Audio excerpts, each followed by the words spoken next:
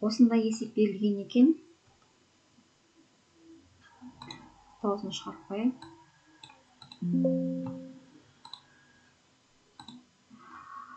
Егер де әрекеттесуші заттардың екеуінің де массасы белгілі болса және өнімнің массасын таппайтын болса, бізге осы есепті қалай шығарамыз? Ең алдымен есептің шартын жазып аламыз. Берілгені масса магний. Магний ұнтағының массасы 10,8 грамм. Осы магний ұнтағы хлормен әрекеттескен. Магний, хлор 2. Біз білеміз, бұл жерде хлор ол молекула күйінде беріледі. Хлор 2, мысалы үшін H2, йод 2, N2. Бұл бізде жай заттар әрқашанда молекула күйінде хлор 2 деп жазылады. Жалғыз хлор деп жазылмаймыз оны. 64 грамм. Осы екеуін әрекеттестірген кезде түзілген магний хлоридінің массасы. Масса магний хлор 2. Теңдеу жазып аламыз. Магний мен хлорды әрекеттестіреміз. Нәтижесінде бізде магний хлор 2 пайда болады. Тұзымыз магний бізде 2 валентті, хлор бізде 1 валентті. Мына 2 хлорға барады. Бірақ бізге бұл қазір әзірше керек емес. Ары қарай теңдеуіміз теңесіп тұр. Теңдіктің оң жағында бізде магний 1, сол жағында 1, хлор 2, хлор 2. Яғни біздің теңдеуіміз теңесті. Теңдік белгісін қоямыз.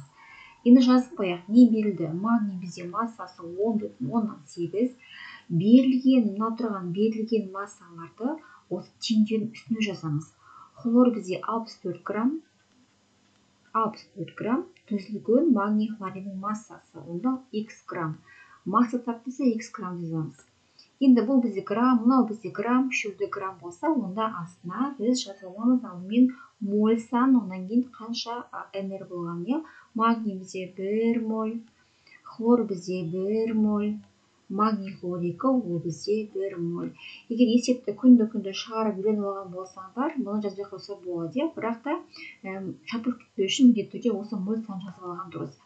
Енді бізде магнийдің атомдық массасы 24. Яғни 24-ті көбейткен 1-ге 24 грамм мольдің бізде өзі шығады. Егер ол бізде 2 моль болса, онда 24-ті көбейткен 2-ге. Мына жерде бізде хлор 2, бір хлор атом массасы 35-5, ол бізде 2 атом, онда бізде 71 грамм моль болады. 71-ді 1-ге көбейтеміз, ол осы ненің бірдің 71-дің өзі шыға салады. Келесі магний хлор 2, ол бізде 1 моль, магний бізде 24, хлор 2 71, екеуін қосам, бізде шығады 95 грамм моль. Енді бізде қарасақ, екі реагенттің массасы берілген, бізге өнім табу керек. Мына x табу үшін бізге не 10,8, не 64 грамм біреуін алып пропорция құру керек біз. Біреуін таңдаймыз. Ол үшін бізге мына берілген екі реагенттің зат мөлшерін табамыз. Зат мөлшері дегеніміз масса бөлінген молярлық масса. Бізде міне масса бар, астына молярлық масса бар, оны бөлеміз. 10,8-ді бөлемін 24-ке бізде шығады 0,45 моль шығады. 64 граммды бөлемін 71-ге 0,19 моль шығады.